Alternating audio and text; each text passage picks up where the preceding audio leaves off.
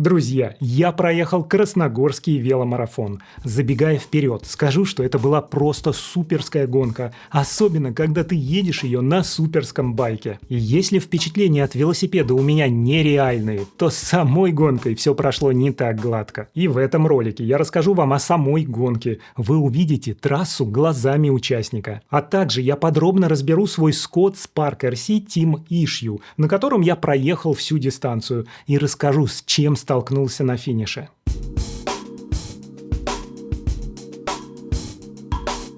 Красногорский марафон – это 4-й этап серии «Московские веломарафоны». Старт давали у стадиона «Зоркий», а трасса проходила по трейлам в ближайшем лесу. Дистанция марафона составляла всего 45 километров. Это почти как олимпийская кросс-кантри. Я изначально заявился на полную дистанцию, но перед стартом обещали сильные ливни. В итоге прямо на месте, всего за 500 рублей, я сменил регистрацию на полумарафон 22 километра. И, друзья, не прогадал, так как сразу после моего финиша полил жуткий дождь. Кстати, хочу отметить о справках и страховках. Друзья, вас без справки сейчас вообще никуда не допустят к старту. А страховку всегда лучше покупать заранее, потому что на месте она выйдет дороже. Но, правда, на этом старте страховка не требовалась. Для меня это первый старт в маунтинбайке за последние 2 года. И приятно было встретить старых друзей, с которыми мы гонялись больше 20 лет назад. Дима, ты же Дима Солдат, да? Да. Слушай, посмотри сюда, на камеру. Пусть узнают зрители своих героев. Расскажи, как ты в Москве-то оказался? Ты же вроде в Египте был последние несколько лет. 15 лет. 15 лет. Теперь сюда переехал. Вот, возобновляем тренировки заново все. Ну ты красавчик, красавчик. Едешь полную дистанцию или марафон? Нет, полумарафон, так как мало было тренировок. Ну, да, это тоже разумный выбор. Я тоже перерегистрировался на полумарафон, потому что обещают сильный дождь, а я еду на новеньком Спарке, и прям не хочется его портить. Сейчас посмотрим. Дима Владыкин, или как его называют, Солдат, решил ехать на стареньком хардтейле Scott Scale. Дима, слушай, у тебя старенький Scott Hardtail? Решение, конечно, сомнительное, ведь современная кросс-кантри теперь это только двухподвесы. Кстати, на Кубке мира хардтейлов уже вообще вы не найдете. Прямо перед стартом я заметил, как другие участники крепят узкие номера на рулевой стакан, и мне эта идея очень понравилась. Вертикально наклеенный чип от этого не деформируется, а сам номер не болтается на кабелях. Более того, у меня под номером установлена экшн-камера DJI, и я решил также закрепить номер, чтобы он не мешал съемке. Смотрите, друзья, сейчас покажу самое оптимальное крепление номера на горный велосипед, где куча кабелей. А вот именно так вот крепится номер. Вы видите, что крепление для экшн-камеры, а он как раз номер не перекрывает и на кабелях не будет болтаться, чтобы все заснять, всю трассу. Но забегая вперед, это сыграло со мной очень злую шутку на финише.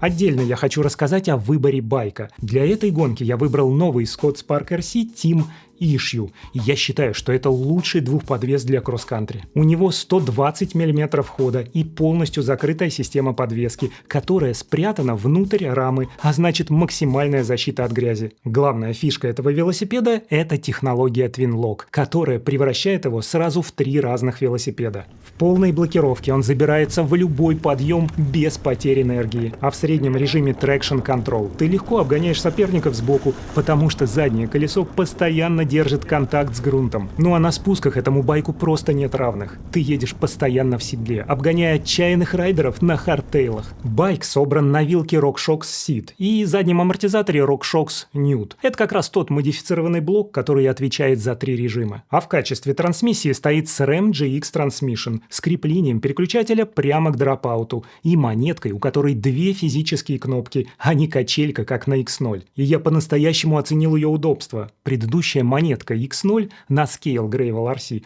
никак не состыковывалась с моим большим пальцем. Друзья, я делал подробный ролик об этом гравийнике, а также ролик о гонке Царь Грейдер, где испытал его в деле. Обязательно посмотрите их, если еще не смотрели. Так вот, Scott Spark RC Team Issue был абсолютно новым, с нулевым пробегом, прямо из мастерской, где мы его собрали и взвесили. И весит он, кстати, 11,98 килограмма. Да, и напишите в комментариях, 12 килограмм для такого байка байка – это хороший вес или можно было сделать его полегче? Единственное, чего не хватало на этом байке – это датчика мощности. В шатунах его не было, а педали с измерителем я просто никак не соберусь докупить. Но без проблем перед стартом все равно не обошлось. И подвел меня пульсометр Маджен. Кстати, мне его подарили на стенде Маджен на выставке Велокульт. Тогда ребята мне сказали: ты просто попробуй его и почувствуй разницу. Друзья, напишите в комментариях, как работает ваш датчик Маджен, если, конечно, используете такой. У меня с ним постоянные беды. Он периодически теряет связь с велокомпьютером, а на тренировках дома ловит помехи и периодически вообще завышает пульс. Перед стартом я даже заехал в супермаркет за новой батарейкой, думая, что дело именно в ней. Заменил, но на самой гонке пульсометр все равно отказался работать. В итоге данные о пульсе я полностью потерял. Остался только трек с навигатора Garmin Edge 850. Ну что, друзья, переходим к старту гонки, где я по ходу заезда буду делиться своими впечатлениями и ощущениями.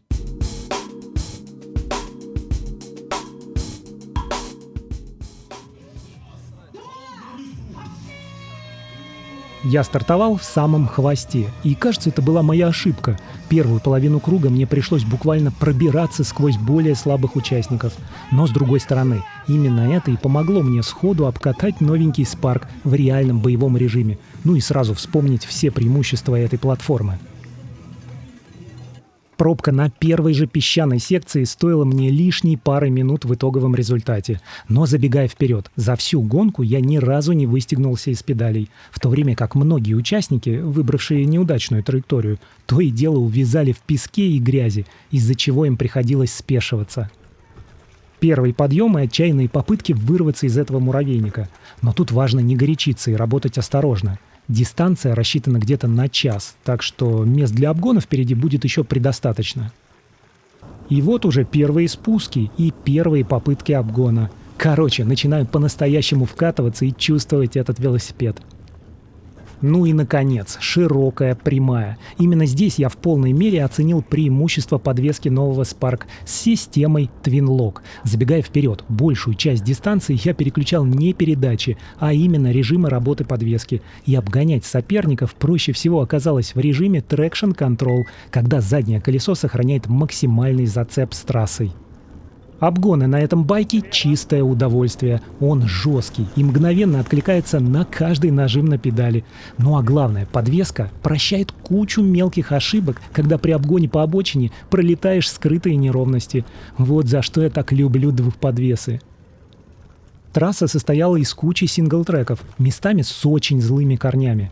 И для Spark такие участки – это просто лучшее место для обгонов. Все благодаря подвеске, которая непрерывно держит заднее колесо в мертвом контакте с трассой. Друзья, что мне очень нравится, это работа трансмиссии SRAM GX Transmission. Она перещелкивает передачи под любой нагрузкой, даже при резком ускорении, когда нужно выстрельнуть из очередного опасного замеса, а грязевых участков в дальней части круга было с избытком. Отдельное удовольствие – это поведение байка на спусках. Мне вообще не приходилось поднимать пятую точку с седла. Просто полностью открывал подвеску и катил вниз, восстанавливая силы. Но самое интересное начиналось сразу после спуска, на подъемах. Именно там Spark давал максимальное преимущество. Я быстро переключал Twin Lock в режим Traction Control, ну или полную блокировку, и легко прошивал соперников. А в крутых апах работал на полной блокировке. Байк превращался практически в ригид, но подвеска все равно слегка работала, ровно настолько, чтобы колесо непрерывно держало зацеп с трассой. На одном из финальных подъемов первого круга я зарубился с молодым гонщиком. Парень ехал очень дерзко, педалировал на максимальном каденсе. Но, друзья, надо сделать оговорочку. Кроме богатого гоночного опыта в прошлом, сил-то у меня сейчас не так много. Так что в подъемы я катила ровно настолько, чтобы просто доехать этот полумарафон. Тем не менее, чуть позже этого дерзкого спортсмена я все-таки обогнал. Разница тут примерно как между дизелем, ну, это я имею в виду себя, и бензиновым высокооборотистым моторчиком, который быстро сжигает все топливо и просто встает. Финиш первого круга и уход на второй, финальный. Для протокола маршалы спросили мой номер, и я выкрикнул 434. Все-таки экшн-камера заслоняла номер на рулевом стакане, и прочитать его со стороны было не всегда легко. На трассе уже вовсю маячили круговые. подъема их нужно было быстро обходить по максимуму, чтобы они не резали скорость на узких сингл-треках в дальней части круга. А вот и наш дерзкий молодой спортсмен, у которого просто закончилось топливо. Ну, в принципе, ничего удивительного. А тут как раз подвернулись корни и грязевые лужи. В общем, идеальные условия для обгона на двухподвесе Spark.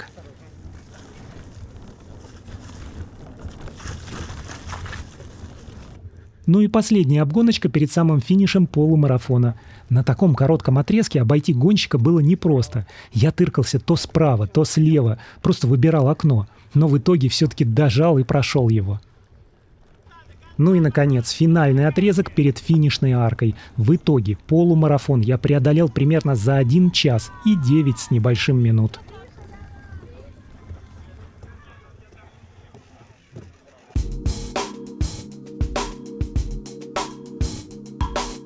Вот так я проехал половинку Красногорского марафона. И, друзья, как я и говорил, ровно в момент моего финиша ливанул дождь. Организаторы, конечно, молодцы. Они обустроили мойку для велосипедов на финише. Но так как я спешил по семейным делам, я почистил только места подкрепления багажника, а уже детально отмывал байк дома. И самое интересное началось по пути домой, когда я зашел посмотреть результаты. Знаете, что там было? Статус DNS. Did not start. Ну, то есть в протоколе я числился как не стартовавший. А виной всему мой косячный способ крепления номера на рулевой стакан, из-за которого чип просто не считался. Вот я лошара! Короче, друзья, просто не повторяйте моих ошибок. Конечно, я сразу связался с организаторами, и этот ролик в том числе доказательство того, что я реально проехал всю дистанцию от начала и до конца. Друзья, ну вы пишите в комментариях, что вы думаете по этому поводу. Ну и, конечно же, не забывайте про ваши лайки и подписочки, а мы с вами увидимся в следующем ролике.